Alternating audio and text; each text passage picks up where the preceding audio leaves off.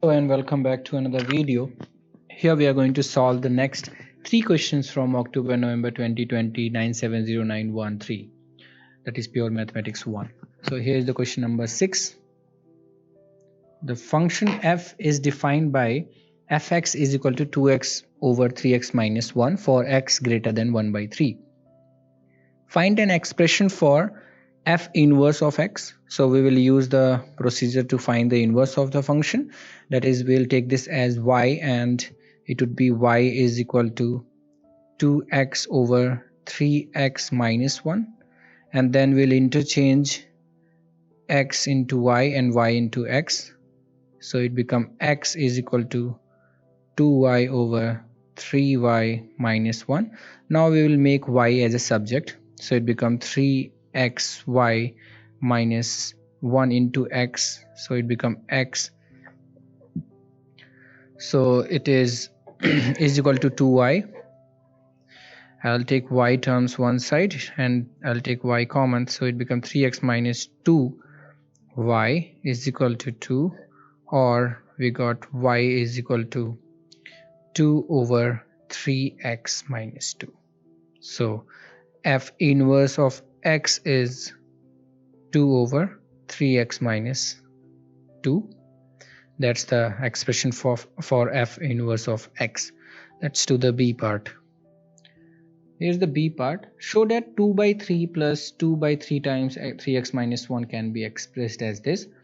So we can see this is going to be, we can take 3 times 3x minus 1 common, and we'll get it as 3 times 3x minus 1, cross multiply, so it would be multiplied by 3x minus 1 here, and plus 2 because it's already 3 is already here, so which can be written as, in the denominator it is 3 times 3x minus 1, and numerator it becomes 6x minus 2 plus 2, which will become 6x over 3 times 3x minus 1.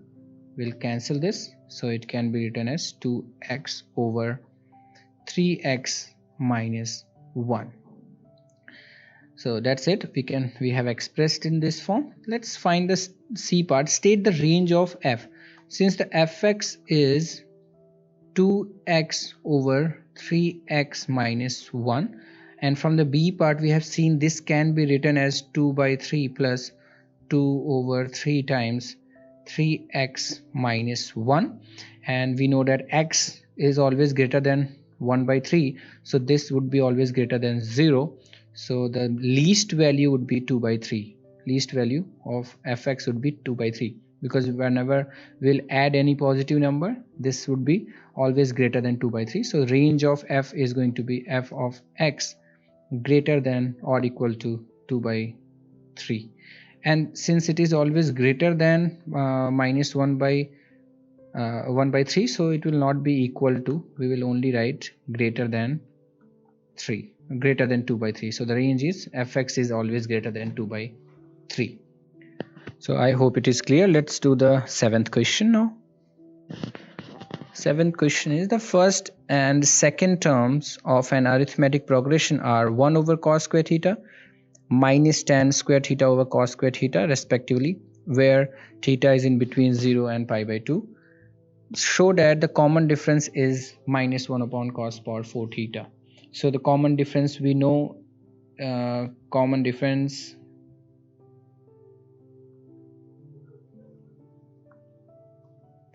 is going to be second term minus first term. So second term is minus times tan square theta over cos square theta, minus first term is 1 over cos square theta. So we know the formula, we know the identity in AS level, the tan square theta, we can write it as sine square theta upon cos square theta. So it can be written as sine square theta, and denominator would be cos square theta into cos square theta. It becomes cos power 4 theta, because tan is sine over cos, minus 1 over cos square theta. Now in order to take the LCM, we can multiply in numerator and denominator by cos square theta here, so that we will get it as cos power 4 theta minus common, we got here sine square theta, and here it is plus cos square theta, and we know the identity sine square theta plus cos square theta is 1 for all the angle, so it become minus 1 over cos power 4 theta, and that's the proof. That's done. That is what they have asked. Let's do the B part of it. The B part is find the exact value of 13th term when theta is pi by 6. So first term A is 1 over cos square theta, that is 1 over cos pi by 6, and cos pi by 6 is root 3 by 2, so it becomes root 3 by 2 whole square, and which is 4 over 3. And common difference D we have got from the A part, it is minus 1 upon cos power 4 theta, so it is minus 1 upon cos pi by 6 power 4, so again pi by 6 is root 3 by 2 power 4, which is going to be minus 2 to the power 4 is 16 over root 3 to the power 4 is going to be 9. And hence the 13th term is A plus 12D and minus 1D, so 12D, which is going to be 4 by 3 plus 12 times minus 16 by 9, 3 3s are 9, 3 4s are 12, so it become 4 minus 16 4s are 64 over 3, or we can write it as minus 60 over 3, which is minus 20. So the 13th term is going to be minus 20. So let's discuss the next question. The equation of a curve is y is equal to 2x plus 1 over 2x plus 1 for x greater than minus half. So the first part is to find dy over dx and the second derivative of it, that is d2y over dx square. So first derivative, first of all we'll write it in the numerator, so it becomes 2x plus 1 plus 2x plus 1 to the power minus 1.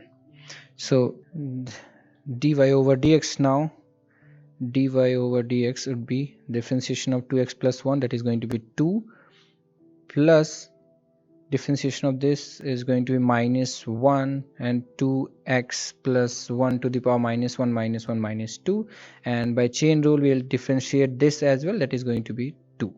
So it become 2 minus 2 times 2x plus 1 to the power minus 2, and from here the second derivative d2y over dx square, we can write it as 2 minus 2 over 2x plus 1 whole square, but that is fine to leave it here because it would be helpful to find the second derivative, that is going to be 0 here because constant, and minus 2, and differentiation of this is going to be again minus 2, and then 2x plus 1 times minus 2 minus 1 minus 3, and derivative of 2x plus 1 by chain rule is going to be 2 here, which will be 2 2 2 8 minus minus plus, and upon 2x plus 1 whole cube, and we can write this as well 2 minus 2 over 2x plus 1 whole square.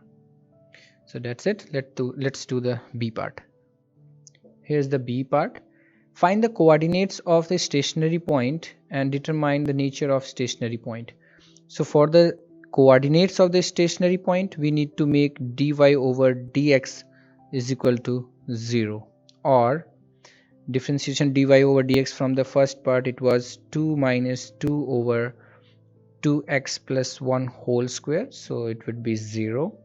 Then we will solve it, and it is going to be 2 is equal to 2 over 2x plus 1 whole square,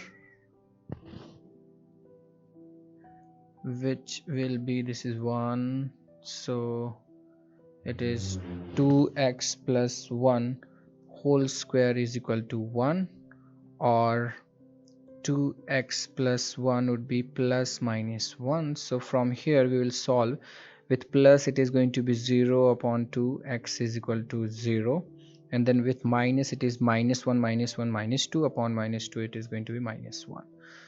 But the function was given that y is equal to 2x plus 1 plus 1 over 2x plus 1 is defined only for x greater than minus 1 by 2, and minus 1 is less than minus 1 by 2, so we will not accept it, not accept minus 1. So we have only x is equal to 0. So the coordinate of the stationary point in this would be y is equal to 0 plus 1 plus 1 over 0 plus 1, so it is 2. So stationary point is going to be 0 comma 2. Now the nature of the root will decide from d2y over dx2, which is from the question, from the first part we have it as 2x plus 1 whole cube here. So at x is equal to 0, we will see this is going to be greater than 0, because it is 0 8 and this is 1, greater than 0. So curve y is minimum at x is equal to 0, or minimum at 0 comma 2. That is the nature of stationary point. So that's it for this video, and in the next one we will discuss the last 3 questions, that is 9th, 10th and 11th. Till then, thank you so much.